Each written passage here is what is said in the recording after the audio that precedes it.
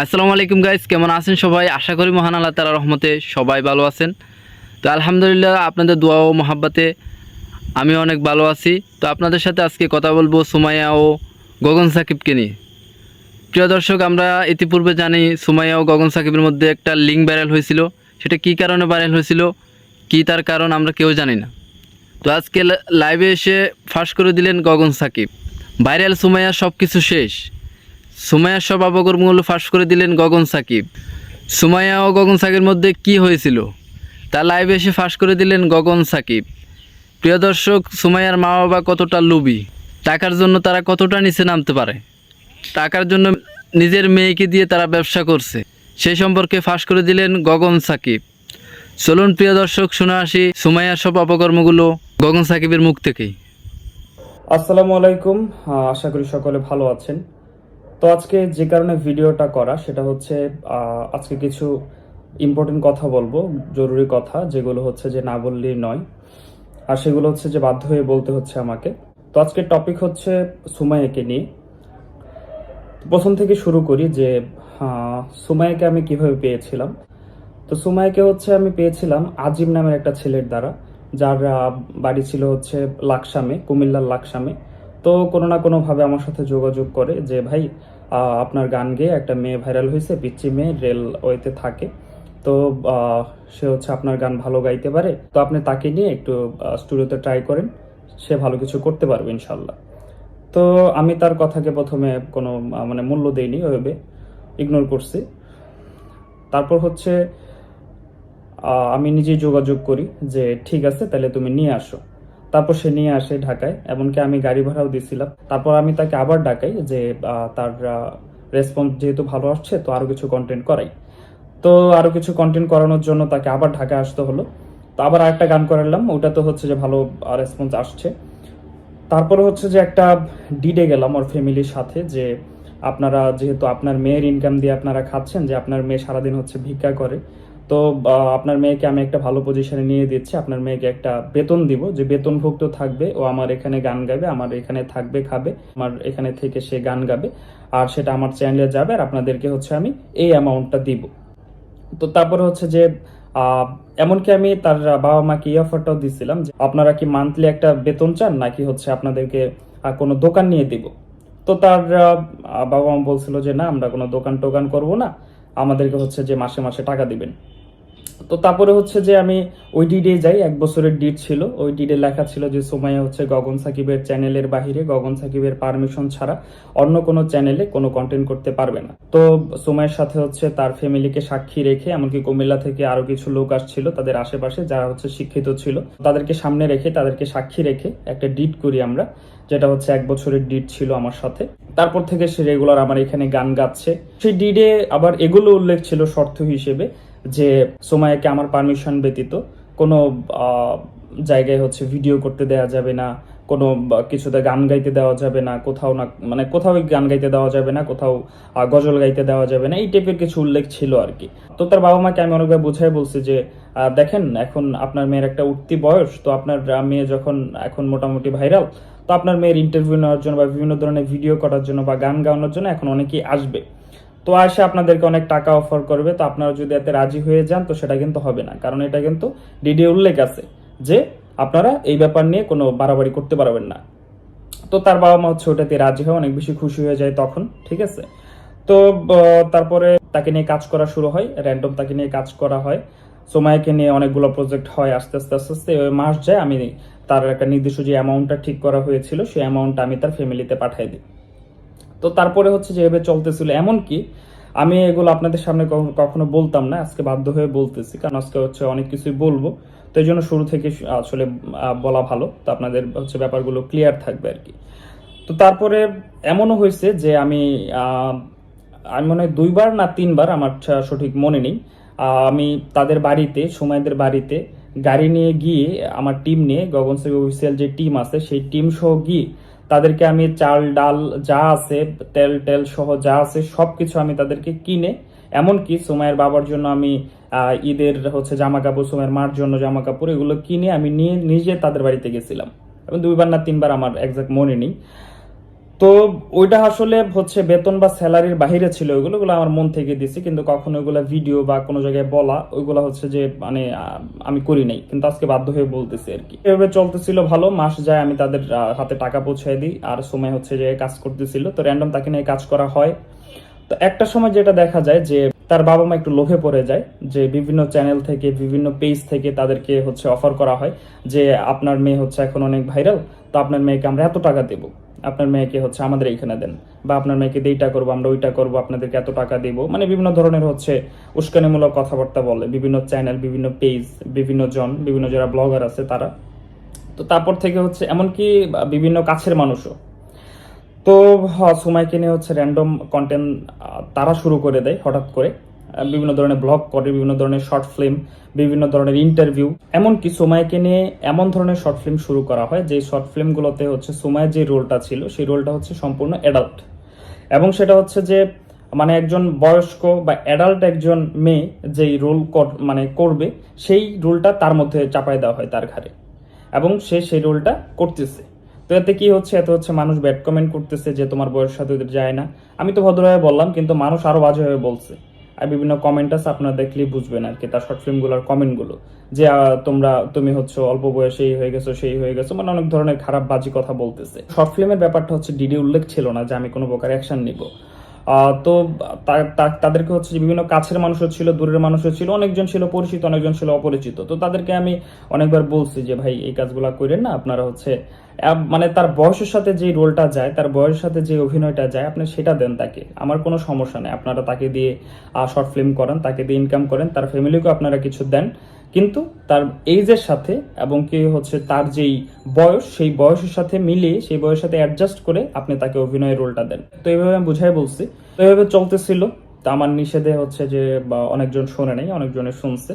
তো তারা এভাবে র্যান্ডম কাজ করতেছে। তো আমি এদিকে হচ্ছে সময়ের ফ্যামিলিকে অনেকবার তাও বুঝাইতেছি যে এগুলা কইরেন না, এগুলা কইরেন না, এগুলা করলে কিন্তু সময়ের নিজেরই হচ্ছে যে মার্কেট ভ্যালুটা কমে যাবে, তাকে মানুষ খারাপ জানবে, বাজে মন্তব্য করবে, তো আপনারা হচ্ছে এই ব্যাপারে সাবধান হন। কিন্তু তারা হচ্ছে এরকম কোনো প্রকার হচ্ছে আমার বুঝানিতে বা কোনো প্রকার কিছুতেই তারা হচ্ছে বুঝতেছিল না। সময়ের বাবা মা হচ্ছে বিভিন্ন পেজ থেকে, বিভিন্ন চ্যানেল থেকে সময়ের ইন্টারভিউ অমুক তমুক এগুলা উল্টাপাল্টা ভিডিও করতো, এবং তাদের হাতে 500, 1000, 2000 টাকা ধরায় দিয়ে যাইতো, তাতেই তারা খুশি। তো এইভাবে তারা হচ্ছে যে এটা চালাইতে এক সময় দেখা গেছে যে তাদের ওইটা হচ্ছে যে মেইন হয়ে গেছে, সুমাইয়াকে দিয়ে তাদের ওই ব্যবসাটা মেইন হয়ে গেছে। সুমাইয়াকে আমি যে আনছি, আমি যে আমার এখানে গান গাওয়াচ্ছি, বা আমি যে তাকে একটা ভালো পজিশনে নেওয়ার জন্য ট্রাই করতেছি, মানে সেটা তারা ভুলে গেছে। সেটা তারা ভুলে ওই যে 500, 1000, 2000 টাকা অগ্রিম পেয়ে যায়, সেটার জন্য হচ্ছে যে তারা খুব বেশি উঠা পুরা লাগে, এবং ওইটাকে হচ্ছে তারা প্রফেশন হিসেবে বাইছে নেয় আর কি সময়ের জন্য। তো এইভাবে চলতে থাকে কিছুদিন, চলার পরে তারা হচ্ছে ওই পেশাটাকে মেইন হিসেবে নিয়ে নেয়, এবং ওইভাবেই আসলে চালায় যাইতে থাকে, এমনকি এখন পর্যন্ত এইভাবেই চলতেছে। তো এই বিষয়গুলো হচ্ছে যে আমাকে খুব বেশি পেন দিচ্ছিল, খুব বেশি প্যারা দিচ্ছিল। কারণ হচ্ছে যে অনেকে সুমাইয়াকে নিয়ে অনেক ধরনের উল্টাপাল্টা ভিডিও করতেছে, উল্টাপাল্টা কোয়েশ্চেন করতেছে, তাকে ইন্টারভিউ নিচ্ছে, উল্টাপাল্টা শর্ট ফিল্ম করাইতেছে, এমনকি সুমাইয়ার মা বাপকে দিয়েও উল্টাপাল্টা ভিডিও করতেছে, উল্টাপাল্টা কন্টেন্ট ক্রিয়েট করতেছে। সুমাইয়ার মা বাপ নাচানাচি করে, এই করে সেই করে, মানে একটা আজব একটা পরিস্থিতি আর কি। এতক্ষণ কথা বলার রিজনটা কি, তো সেটার মেইন কথাটা আমি এখন বলবো। আগুন নামের একটা ছেলে হঠাৎ করে ভাইরাল হয়, কিছু বড় ভাইরা মিলে তাকে ভাইরাল করে কোনো না কোনো ভাবে। আগুন ছেলেটাকে আমি ডাকাই, আমার অফিসে আসে আগুন আসার পরে হচ্ছে আমি তার সাথে কথাবার্তা বলি, এবং যেই বড় ভাইদের মাধ্যমে হচ্ছে যে তার উঠে আসা, তো এই বড় ভাইদের সাথে আমি কথা বলি যে ভাই তো আগুনকে নিয়ে আপনারা কি চিন্তা ভাবনা করছেন। তো ওনারা বলছে যে আগুনকে নিয়ে আমরা চিন্তা ভাবনা করছি, ওকে দিয়ে আমরা শর্ট ফিল্ম করাবো, আর ওর যত খরচপাতি আছে সেগুলো হচ্ছে যে আমরা দিব। তো আমি বলছি যে ভাই যেহেতু আপনারা শর্ট ফিল্ম করাবেন, তো ও যদি মোটামুটি গান গাইতে পারে তাহলে হচ্ছে যে ওরা আমার গানগুলো গাওয়াবো, আর সেগুলো হচ্ছে আমি প্রডিউস করবো, দেখি পাবলিকের রেসপন্স কি। তো তাকে দিয়ে হচ্ছে একটা গান করে, ভালো রেসপন্স আসে, মনে হয় 4টা না 5টা গান তাকে দিয়ে করাইছিলাম, এবং ওটার জন্য আমি একটা পেমেন্ট তাকে দিয়ে দিছি। তো একবার হচ্ছে যে প্ল্যান করছে যে আগুনকে আর সুমাইয়াকে একসাথে একটা ইন্টারভিউ নিব, দুজনকে সামনাসামনি রেখে ইন্টারভিউ নিব, এটা হচ্ছে যে রিলিজ দিব। তো আগুনকে আমি ডেট টেট দিয়ে দিই, আর ওই বড় ভাইদেরকে সাথে কথা বলে আমি ডেট টেট ফিক্সড করি যে অমুক তারিখে হচ্ছে ইন্টারভিউ নিব সুমাইয়ের সাথে। তো সময় সামনাসামনি হওয়ার জন্য, সময়ের সাথে দেখা করার জন্য খুব বেশি এক্সাইটেড ছিল। তো আমি তার কথা দিয়েছি যে ঠিক আছে, আমি সময়ের সাথে তোমার দেখা করাই দিব, তো এই ডেটে তোমার ইন্টারভিউ আছে সময়ের সাথে। তো ও তো অনেক বেশি খুশি। তারপরে হচ্ছে সময়কে আমি আনি ঢাকায়। আনার পরে ও বেশিরভাগ সময় কুমিল্লায় থাকতো, ওর বাড়িতে কাজ হইলে হচ্ছে ওর নক দিতাম, ও চলে আসতো আর কি। তো তারপরে হচ্ছে সুমাইয়া আমার অফিসে আসছে। তো মানে কালকে ইন্টারভিউ, আজকে রাতে সে আসছে আর কি। তো আসার পরে আমি সামনাসামনি যাওয়ার পরে দেখি যে অনেক মানুষ নিয়ে আসছে, নিম্নেও মনে হয় 7-8 জন 10 জন মানুষ নিয়ে আসছে। মানুষ নিয়ে আসার পরে তো আমি তো আর বুঝি না কিসের জন্য মানুষ নিয়ে আসছে।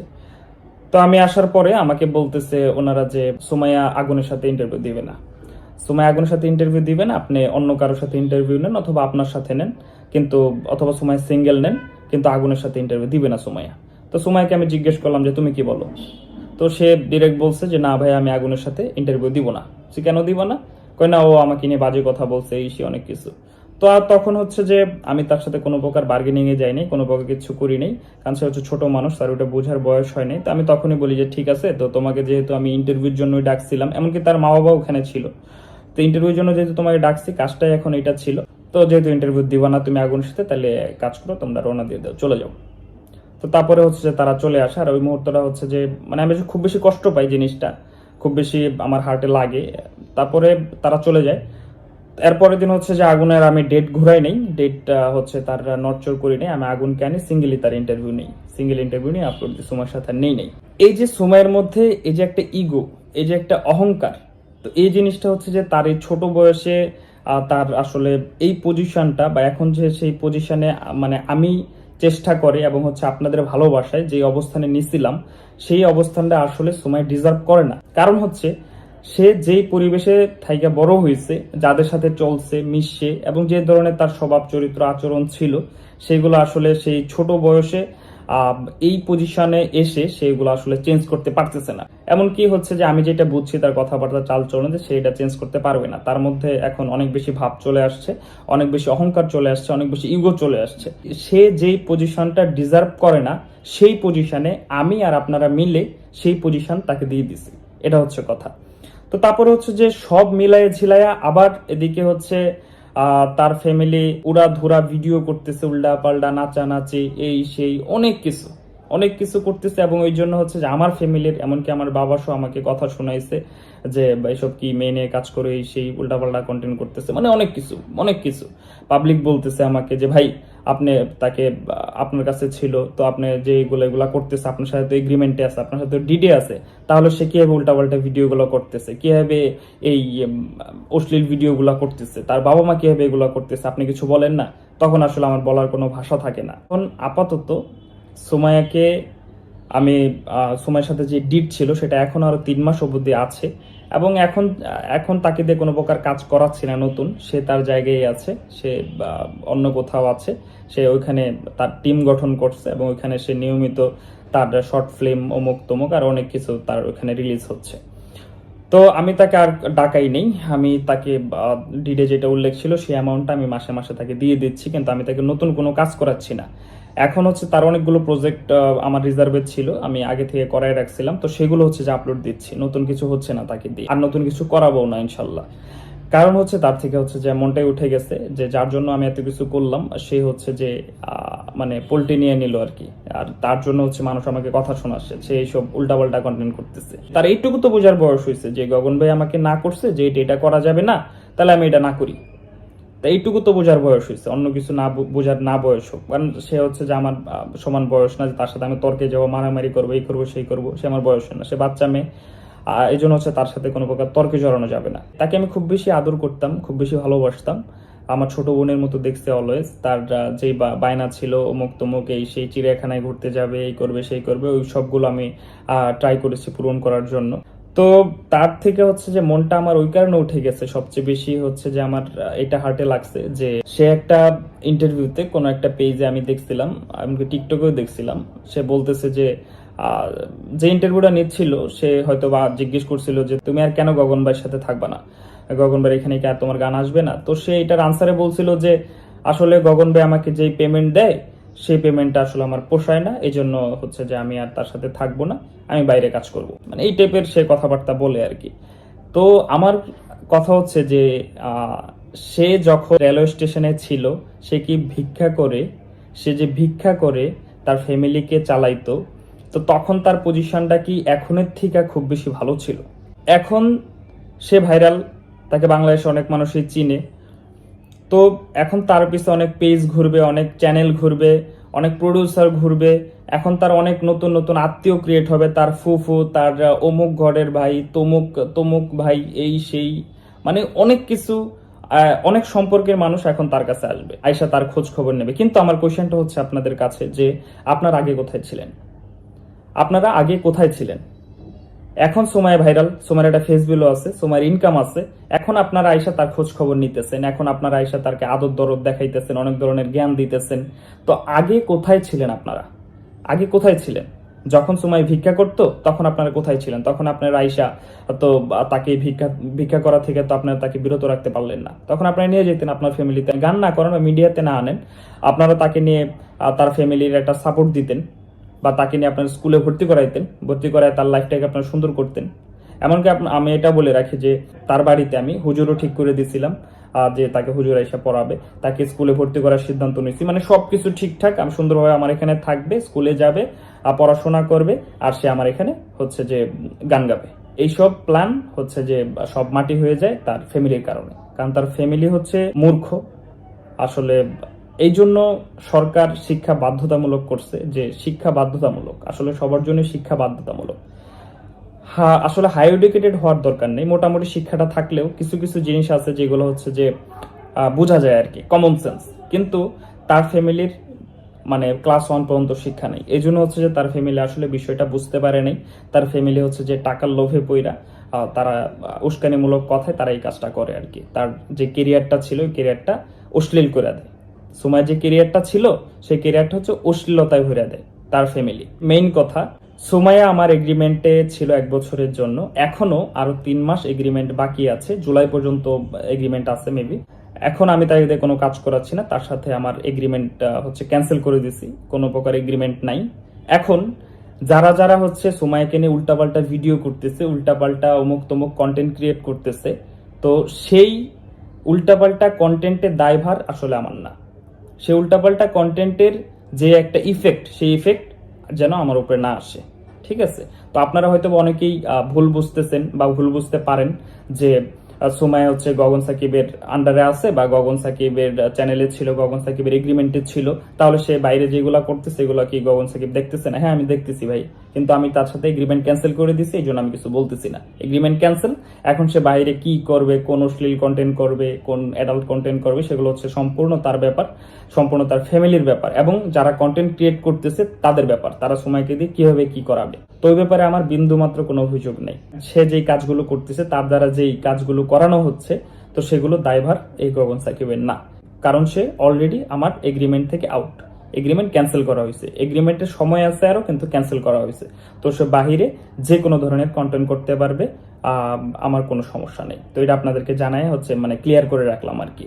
তো এই জন্য আসলে আজকের ভিডিওটা করা। তো আপনার সাথে আরেকটা বিষয় ক্লিয়ার করি যে আমি, আপনারা কি ভাবেন বা কি ভাবছেন আমি জানি না, কিন্তু আমি আমার মনের কথাটা বলতেছি যে আমার একটা ইচ্ছা ছিল প্রত্যেকটা এরকম অবহেলিত যারা শিশু আছে, যারা হচ্ছে এরকম রেলওয়ে স্টেশনে থাকে, বস্তিতে থাকে, বা হচ্ছে বিভিন্ন রাস্তার ফুটপাতে থাকে, এই টাইপের ছেলে মেয়েদেরকে, পিচ্ছি পিচ্ছি যারা আছে তাদেরকে এনে, শুধু গান না, নট অনলি গান, যেহেতু আমি মিডিয়াতে কাজ করি, তো মিডিয়া সেক্টর হচ্ছে অনেক কাজই আছে, যে শর্ট ফিল্ম আছে, তারপর গজল আছে, গান আছে, মানে বিভিন্ন ধরনের ক্যাটাগরি আছে।